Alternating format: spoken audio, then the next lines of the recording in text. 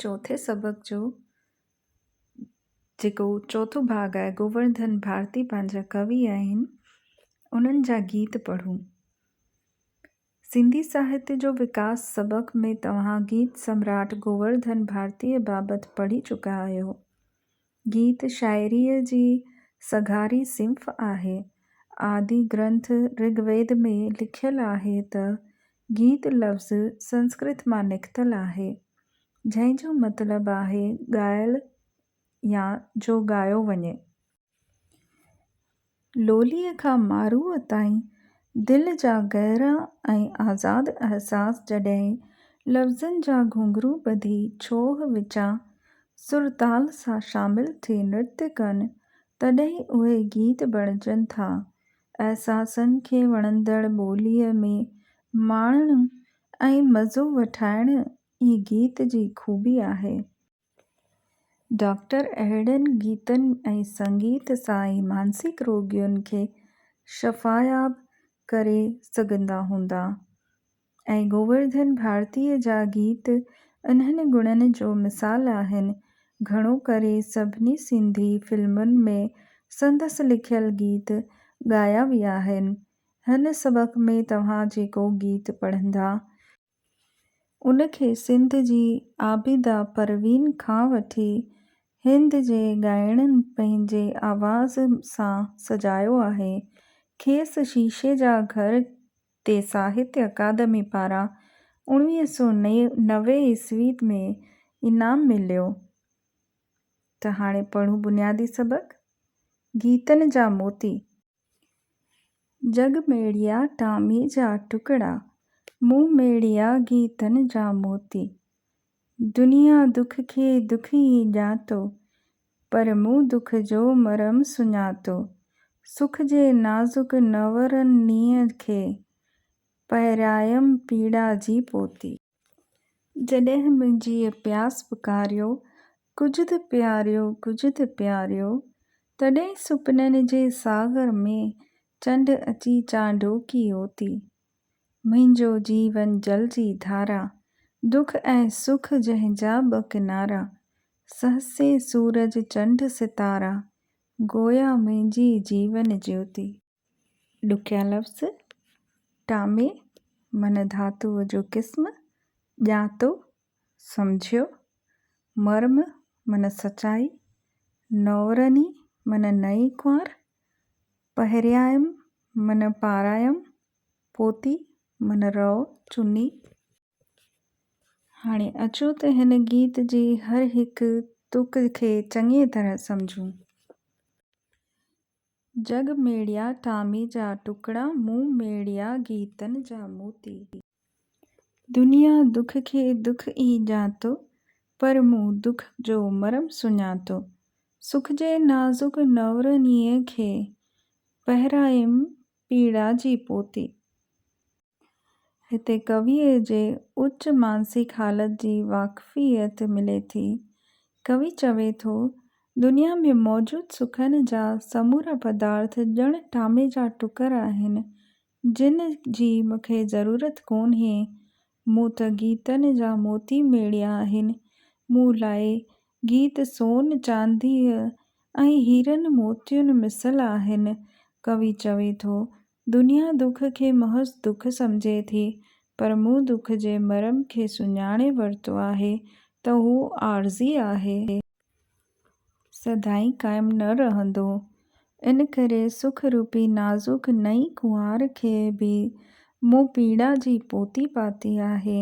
याने सुख में इंसान खे फुलिजी वञणु न खपे, पर दुख खे बि यादि रखिजे। हयातीअ में सुख दुख ॿई गॾोगॾु हलनि था। ॿिया ॾुखिया लफ़्ज़ आहिनि। प्यास मन उञ, सागर यानी प्यालो, ओती मन लेटाई यानी विधी, सहसे मन हज़ारे, गोया मन ॼणत। साहित्य मां हासिल थींदड़ आनंद खे ब्रह्मानंद सहोदर याने सॻो भाउ मञियो वियो आहे, जंहिं जो लफ़्ज़नि में बयानु नथो करे सघिजे। कवीअ खे बि गीत लिखण माणण मां अथाह आनंद मिले थो। दुनियावी सुख टामे जा टुकड़ा ऐं गीत मोतीअ मिसल मञे थो। सुख वक़्त बि दुख जो अहसासु सलामत रखे थो। उच्च मानसिक हालत, उपमा अलंकार जो ठाहूको इस्तेमालु, दुनिया दुख में द, नाज़ुक नौवरनीअ में न, पहिरायम पीड़ा पोतीअ में प जो दुहिराउ तजनीस हरफ़ीअ जा मिसाल आहिनि। हाणे सबक़ बाबति जवाबु। सही जवाबु चूंडे लिखो। जग कहिड़ा टुकड़ा मेड़िया आहिनि? सोन जा, लोह जा, तांबे जा या चांदीअ जा? कवि कहिड़ी नौवरनीअ जी ॻाल्हि थो करे? सुख जी, सुहिणी, सांवरी या दुख जी? दुनिया दुख खे सम्झियो आहे। सुख, टहिको, आनंद या दुख? अॻियां जी सीटूं सम्झूं। जॾहिं मुंहिंजी प्यास पुकारियो, कुझु त प्यारियो, कुझु त जियारियो, तॾहिं सुपननि जे सागर में चंड अची चांडोकी ओती। कविअ हिते कुदरत ऐं आशावाद जे महत्व खे पेश कयो आहे। कवि चवे थो, जॾहिं मूंखे ॾाढी उञ लॻी त मूं व्याकुल थी चयो, कुझु त प्यारियो, तॾहिं मुंहिंजे सपननि जे प्याले में चंड अची पंहिंजी चांडोकी लेटाई। टिप्पणी: कवि सुपननि खे सागर सम्झे थो। चांडोकी सुख, ख़ुशी, आशा जो रूप आहे। चांडोकीअ सां उञ मिटाइण जी ख़ूबसूरत कल्पना समायल आहे। आशावादी शख़्स जी मदद सॼी काइनात कंदी आहे। कवि आशावादी आहे। इन करे अंधकार जी उञ मिटाइण लाइ चांडोकी आशा जो उजालो पखेड़े थी। तजनीस हरफ़ी ऐं उपमा अलंकार जा सुहिणा मिसाल आहिनि। सही जवाबु चूंडे लिखो। जॾहिं मुंहिंजी प्यास ख़ाल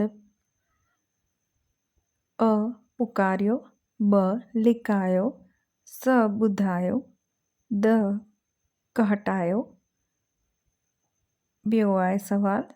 तॾहिं ख़ाल जे सागर में ख़ुशियुनि, सुपननि, ग़मनि, ॻोड़नि। टियों सुवालु आहे। ख़ाल अची चांडोकी ओती। सिजु, तारनि, कतियुनि, चंडु। अॻियां सीटूं पढ़ूं ऐं सम्झूं। मुंहिंजो जीवन जल जी धारा, दुख ऐं सुख जंहिंजा ॿ किनारा, सहसे सूरज चंड सितारा, गोया मुंहिंजी जीवन ज्योति। हिते कविअ सुख दुख जी व्याख्या कई आहे। कवि पंहिंजे जीवन जी भेट जल जी धारा सां करे थो, जंहिंजा ॿ किनारा आहिनि, सुख ऐं दुख।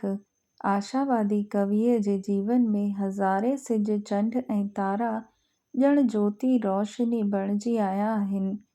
टिप्पणी: दुख में बि संतोष रखण ऐं आशावादी बणिजण सां उन जो असरु घटिजी सुख में बदिलजी वेंदो आहे।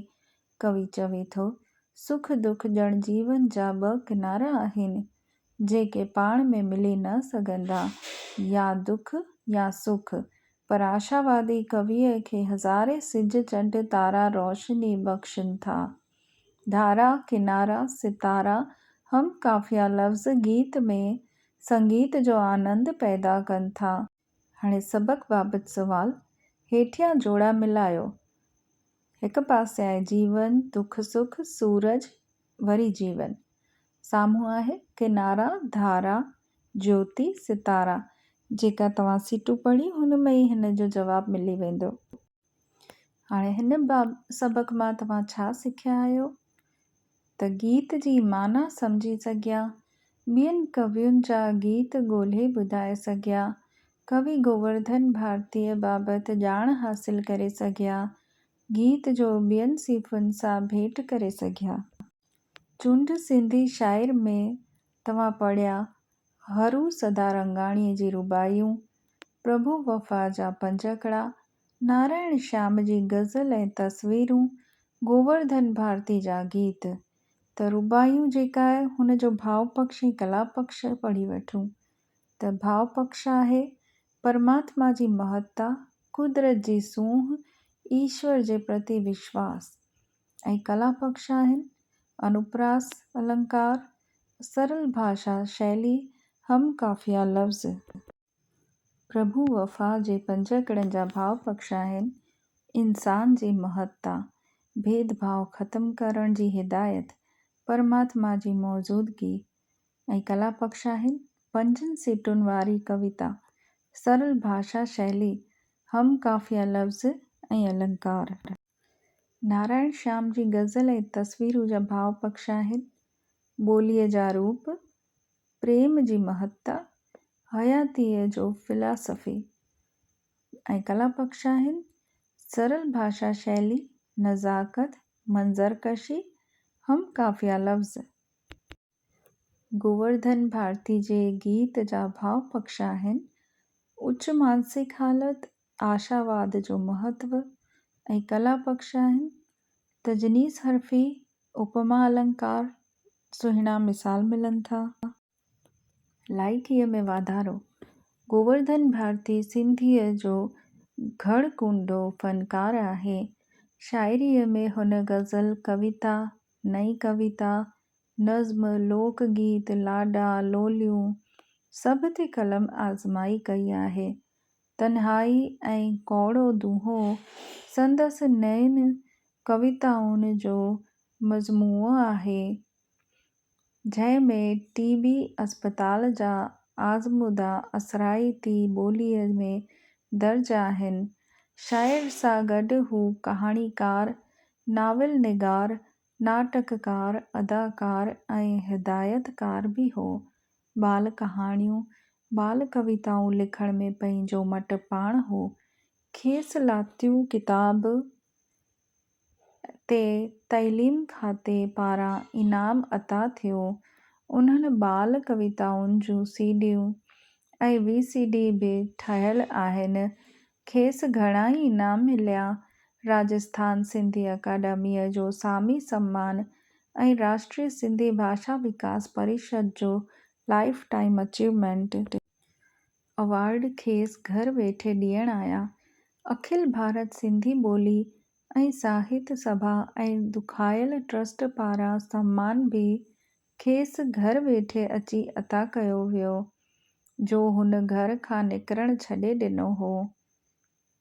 9 फिल्मुनि लाइ गीत लिखण, 17 नाटकनि जी हिदायतकारी, 16 में अदाकारी ऐं 5 ऑडियो कैसेट्स निकितल आहिनि। ॾहाको ग्रामाफोन रिकॉर्ड जारी थियल ऐं 23 किताब छपियल अथसि। सिंधी साहित्य खे मालामाल कयाईं। सिखण जा नतीजा, पंहिंजे माहौल जे आज़मूदनि ते पंहिंजी आज़ाद ऐं चिटी राइ ज़ाहिर कनि था। नयूं रचनाऊं पढ़ी उन्हनि ते पंहिंजे साथियुनि सां ॻाल्हि ॿोल कनि था। कविता खे पंहिंजी समझ जे आधार ते नए रूप में पेश कनि था। साहित्य जूं ॿियूं सिफ़ूं ऐं उन में कमु आंदल भाषा जे बारीक़ियुनि ते गुफ़्तगू कनि था, जीअं जुमिला, शैली ऐं बनावट।